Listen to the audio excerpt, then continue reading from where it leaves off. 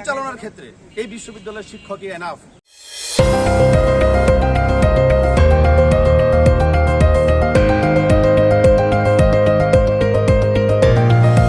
সমাজ আমরা মনে করি এই বিশ্ববিদ্যালয় পরিচালনার ক্ষেত্রে এই বিশ্ববিদ্যালয়ের শিক্ষকই এনাফ।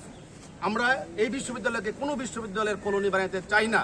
অন্য বিশ্ববিদ্যালয় থেকে এসে আমরা অতীতে দেখেছি তারা কিছু অনিয়ম, দুর্নীতি, প্রশ্নফাঁস বিভিন্ন কিছু করে এখান থেকে চলে যায় এবং সেটার কোনো বিচার হয় না। অতএব আমি মনে করি এই বিশ্ববিদ্যালয় থেকে আমাদের মধ্য থেকে আমার যারা সিনিয়র প্রফেসর আছে তাদের মধ্য থেকেই এই বিশ্ববিদ্যালয়কে দিতে হবে।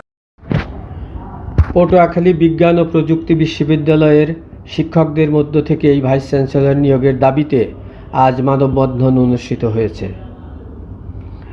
সকাল 11টায় কৃষি অনুষদের সামনে শিক্ষক, শিক্ষার্থী, কর্মকর্তা ও কর্মচারীরা উক্ত মানববন্ধনে অংশ নেন।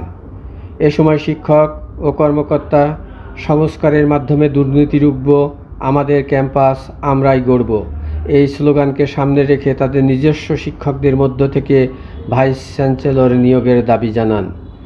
বিশ্ববিদ্যালয়ের প্রক্টর ডক্টর আবুল বাশার খান বলেন, আমাদের এই বিশ্ববিদ্যালয়ে যথেষ্ট যোগ্য এবং অভিজ্ঞ শিক্ষক রয়েছেন, তাদের ভাইস চ্যান্সেলর, ট্রেজারার হিসাবে নিয়োগ চাই।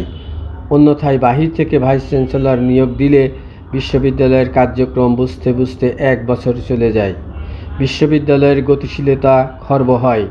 আমরা চাই না বাইরে থেকে কেউ এই বিশ্ববিদ্যালয়ে আসুক, আমরা বিশ্ববিদ্যালয়ের কেউ এটা অন্য কেউ মেনে নেব না।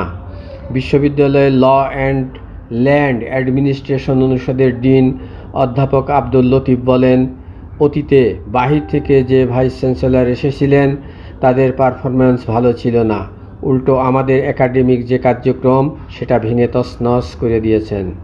তিনি দাবি করেন, আমরা বাংলাদেশ কৃষি বিশ্ববিদ্যালয়ের চেয়ে অনেক ক্ষেত্রে এগিয়ে আছি, কোনো অংশেই আমরা পিছিয়ে নেই। আমাদের নিজেদের মধ্যে কোনো দ্বন্দ্ব নেই, তাই আমাদের নিজেদের মধ্যে কেউ বিশ্ববিদ্যালয়ের ভাইস চ্যান্সেলর হলে আমরা তাকে সর্বোচ্চ সহযোগিতা করব।